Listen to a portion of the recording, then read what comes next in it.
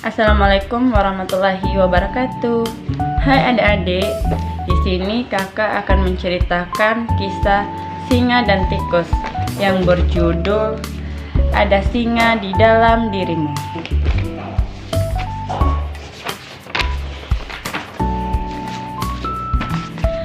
Di tempat kering yang berdebu, di mana pasir bersinar keemasan, berdirilah batu yang amat besar, menjulang dan tua.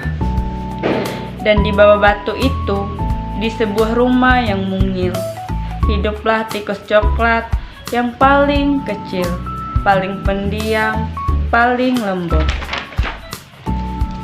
Ia amat sangat kecil, begitu mungil, sehingga tak ada yang memperhatikannya sama sekali. Ia terinjak dan terduduki, dan terlewatkan untuk berbagai hal, terabaikan dan terlupakan. Aduh, ya, hidup tikus itu amat keras.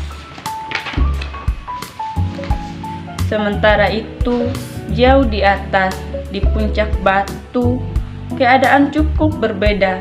Di sana singa bertahta. Makhluk yang besar dan menarik ini memastikan semua melihat betapa penting dirinya dan seberapa keras suara yang ia dapat. Aum. Ia adalah kepala kawanan. Ia tegas dan keras. Ia senang menunjukkan kepada semuanya kalau ia terbuat dari bahan yang kuat. Ya, semua terkesan oleh raja kucing yang hebat ini.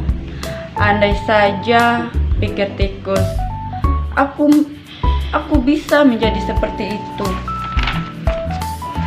Lalu pada suatu malam yang gelap, di tempat tidur mungilnya, ide terpintar muncul dalam pikirannya. Ia melompat dari selimutnya dan mengepalkan cakarnya. Aku tahu, katanya. Ya, aku butuhkan adalah sebuah aum. Aum. Maksudku, bagaimana kalau tikus ini yang punya cicitan terpelan menjadi lebih banyak, grrr, dan sedikit berkurang lemahnya? Ya, ia masih akan menjadi tikus berbulu coklat yang termungil. Tapi ia akan berteman dan bergabung, lalu hidup akan menjadi lebih indah.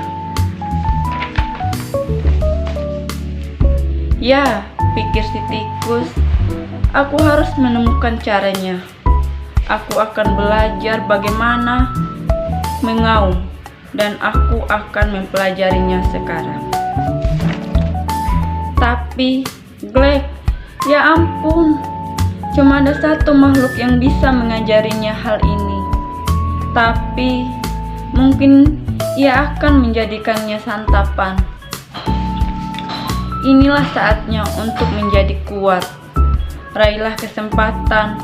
Lagi pula, merasa kecil selamanya itu waktu yang amat lama. Jadi ia memberanikan dirinya, dan ia berpikir seperti pemenang. Ia berangkat ke puncak, berharap agar tidak menjadi makan malam. Rasanya seperti hal paling menakutkan yang pernah ia lakukan. Tapi jika kamu ingin segalanya berubah, pertama kamu harus mengubah dirimu. Makin tinggi ia memanjat, makin dekat ia kepada singa yang berbaring mengantuk di puncak. Lalu akhirnya saat ia berdiri di atas jari-jarinya dengan sopan, ia menemukan dirinya tiba-tiba berhadapan dengan hidung. Hidung, Klep, maafkan aku. Bangunlah Tuan Singa, Anda kedatangan tamu. Cicit, Tuan Singa, maksud kedatanganku adalah Cicit. Apakah Anda bisa mengajarkanku mengaum?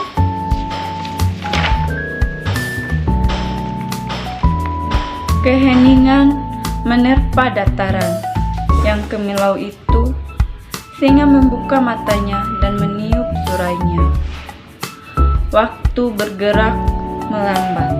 Ya, rasanya seperti seminggu. Lalu membuka mulutnya dan mengeluarkan hi. Sang singa gemeteran, kaki-kakinya bergetar, ia bergerak mundur dan terjangkang. Jangan sakiti aku, rengaknya. Oh, tolong, bersikap baiklah. Wah, astaga, singa ini takut pada tikus. Jangan cemas, tikus mencicit.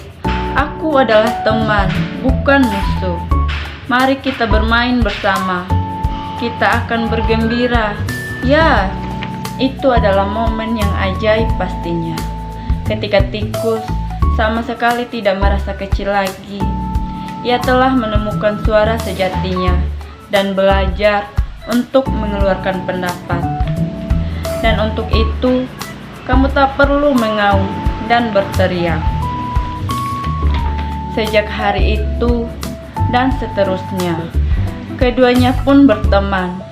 Mereka makin menyukai batu itu karena sekarang batu itu menjadi tempat berbagi. Si tikus walaupun tetap kecil merasa besar dalam pikirannya, dan singa, ia masih mengaum tapi dengan tawa sebagai gantinya. Hahaha.